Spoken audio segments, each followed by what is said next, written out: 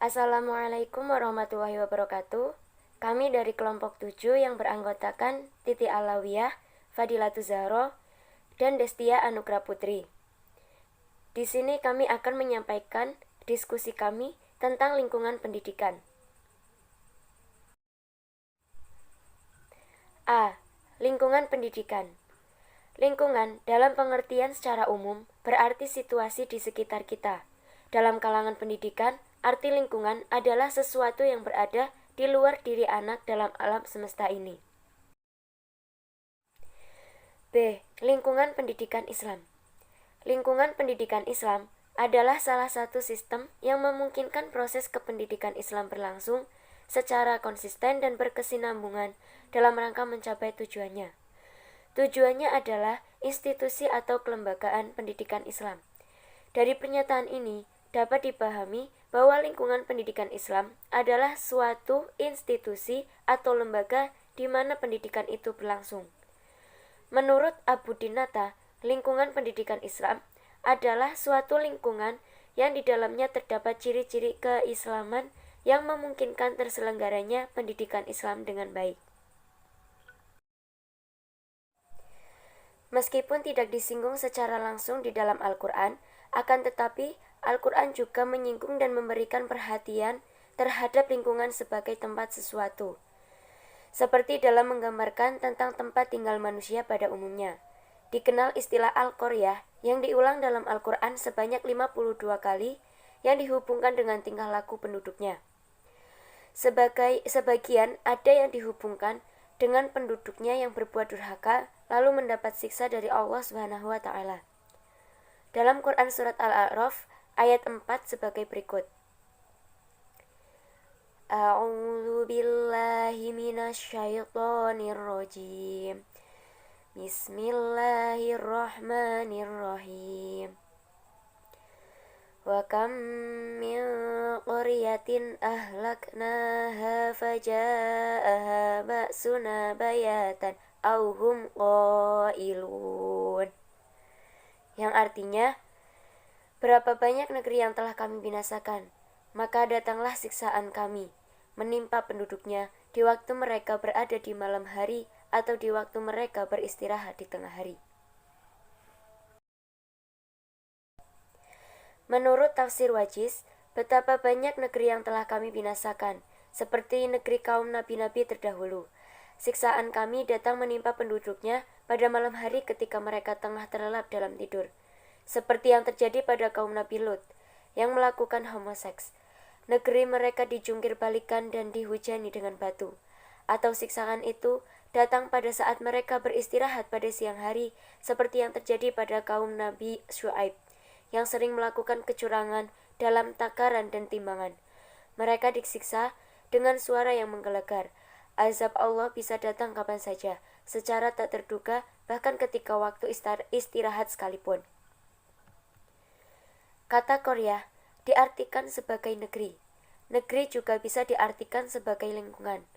Dalam ayat tersebut, Allah memusnahkan beberapa negeri karena penduduknya berbuat durhaka. Artinya, lingkungan mereka yang berbuat durhaka kepada Allah, Allah binasakan mereka. Sebagian dihubungkan pula dengan penduduknya yang berbuat baik, sehingga menimbulkan suasana yang aman dan damai. Seperti yang dijelaskan dalam surat Ali Imran ayat 110 yang berbunyi, Bismillahirrahmanirrahim. Kuntum khaira ummatin ukhrijat linnasi ta'muruna bil ma'rufi wa tanhauna 'anil munkar wa tu'minuna billah. Walau amana ahlul kitabi lakana khairal lahum minhumul mu'minuna wa aktsaruhumul fasiqun. Yang artinya, kamu umat Islam adalah umat terbaik yang dilahirkan untuk manusia. Selama kamu menyuruh berbuat yang makruf, mencegah dari yang mungkar, dan beriman kepada Allah. Seandainya ahlul kitab beriman, tentulah itu lebih baik bagi mereka. Di antara mereka ada yang beriman dan kebanyakan mereka adalah orang-orang fasik. Menurut tafsir Tahlili, ayat ini mengandung suatu dorongan kepada kaum mukminin agar tetap memelihara sifat-sifat utama itu dan agar mereka tetap mempunyai semangat yang tinggi.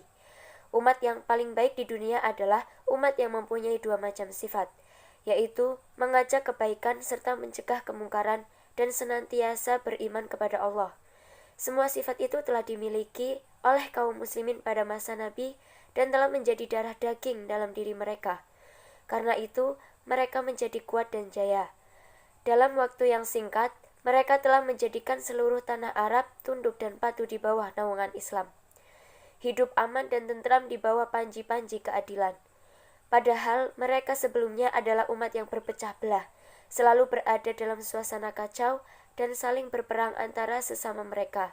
Ini adalah berkat keteguhan iman dan kepatuhan mereka menjalankan ajaran agama dan berkat ketabahan dan keulitan mereka menegakkan amar ma'ruf dan mencegah kemungkaran. C. Tripusat Pendidikan. Lembaga pendidikan diartikan sebagai badan usaha yang bergerak dalam bidang pendidikan yang memiliki tanggung jawab terhadap perkembangan anak didik seperti keluarga, sekolah atau madrasah, serta lingkungan tempat tinggal. Ki Hajar Dewantoro dalam buku karangan Abu Ahmadi dan kawan-kawan mengemukakan sistem tricendra. Di dalam hidup anak-anak setidaknya terdapat 3 tempat pergaulan yang menjadi pusat pendidikan yang amat penting baginya, yaitu alam keluarga, alam perguruan, dan alam pemuda. Ketiga pusat itu dikenal dengan istilah Tripusat Pendidikan, yang meliputi keluarga, sekolah, dan masyarakat. 1. Pendidikan keluarga. Keluarga merupakan bagian dari lembaga pendidikan informal yang memiliki pengaruh terhadap perkembangan anak, baik perkembangan motorik, perkembangan kinestetik, maupun perkembangan lainnya. Keluarga adalah lingkungan pertama dan mempunyai peranan penting dan pengaruh besar dalam pendidikan anak, karena keluarga merupakan tempat pertama kali bagi tumbuh kembangnya anak, baik jasmani maupun rohani. Selain itu, keluarga juga berpengaruh dalam membentuk akidah, mental, spiritual, dan kepribadian serta pola pikir anak. Dalam hal ini, Rasulullah SAW bersabda, An Abi Hurairah radhiyallahu anhu qala an-nabiy sallallahu alaihi wasallam kullu mauludin yuladu 'alal fitrah fa abawahu yuhawidanihi aw yunaswiranihi aw yumajjisanihi rawahul Bukhari, yang artinya dari Abu Hurairah radhiyallahu an, Nabi sallallahu alaihi wasallam bersabda, setiap anak dilahirkan dalam keadaan suci.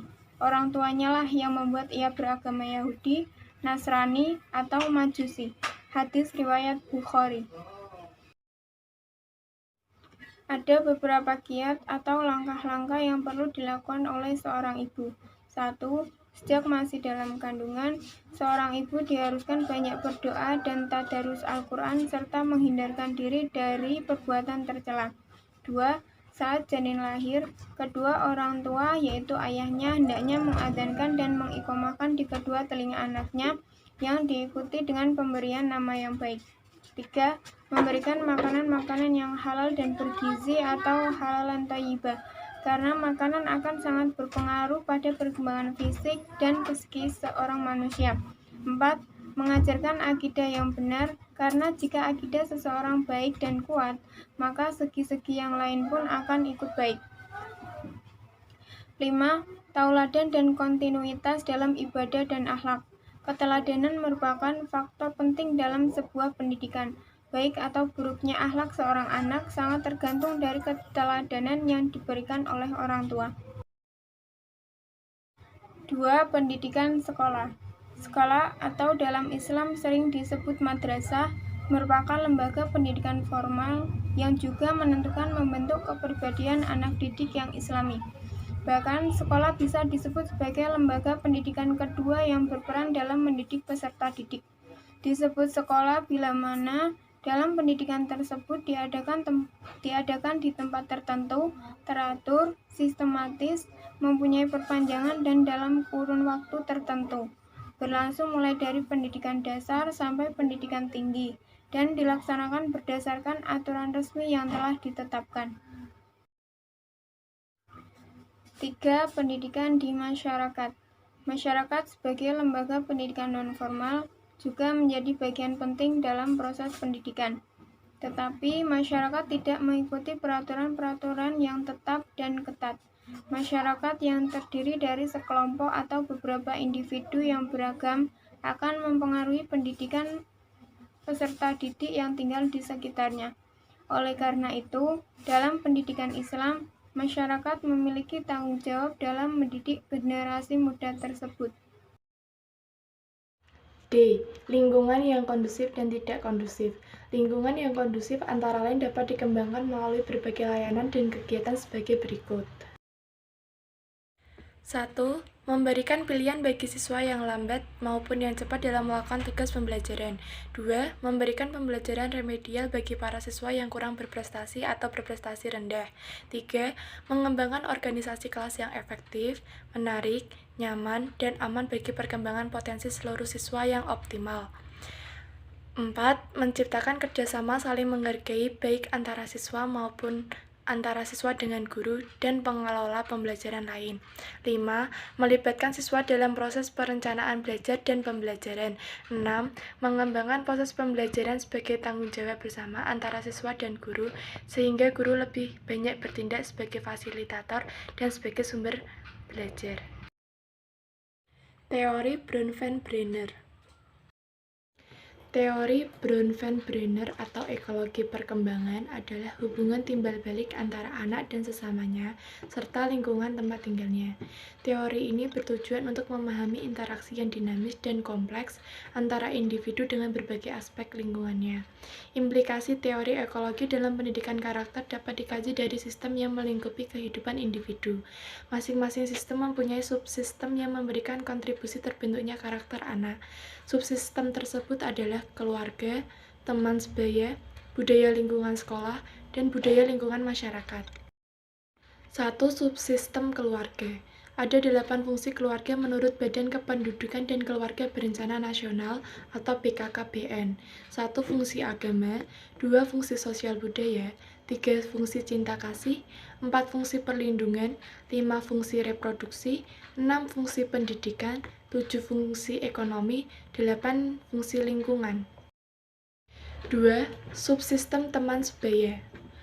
Peran teman sebaya melalui interaksi sosial tidak bisa diabaikan begitu saja, karena pada masa kanak-kanak akan lebih mengikuti standar dan norma teman sebaya daripada norma di rumah maupun di sekolah. Teman sebaya memiliki peran yang sangat penting bagi perkembangan anak, khususnya remaja, baik secara emosional maupun secara sosial. Teori ekologi perkembangan menganggap bahwa karakteristik teman sebaya akan berpengaruh pada karakter anak.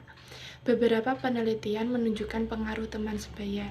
Misalnya, teman sebaya yang selalu memberikan dukungan sosial akan berpengaruh terhadap rasa percaya diri remaja. Dukungan emosional dan persetujuan sosial dalam bentuk konfirmasi dari orang lain merupakan pengaruh yang penting bagi rasa percaya diri remaja. 3. Subsistem budaya sekolah. Menurut Colgan, sekolah adalah tempat yang sangat strategis untuk pendidikan karakter, karena semua siswa dari berbagai lapisan masyarakat akan mengenyam pendidikan di sekolah. Selain itu, sebagian besar waktu siswa saat ini banyak dihabiskan di sekolah, sehingga sekolah berperan aktif terhadap pembentukan karakter siswa. 4. Subsistem budaya lingkungan. Subsistem budaya lingkungan bisa dijadikan sebagai pusat pendidikan karakter. Kelompok individu yang beragam akan mempengaruhi tumbuh kembang karakter anak yang ada dalam lingkungan masyarakat. Idealnya, pendidikan karakter dilaksanakan dengan berbasis budaya lokal di mana anak tinggal. Tidak bisa dipungkiri bahwa pendidikan dan kebudayaan saling berhubungan. Sekian presentasi dari kelompok 7, kurang lebihnya kami mohon maaf. Wabillahi taufiq wal hidayah. Wassalamualaikum warahmatullahi wabarakatuh.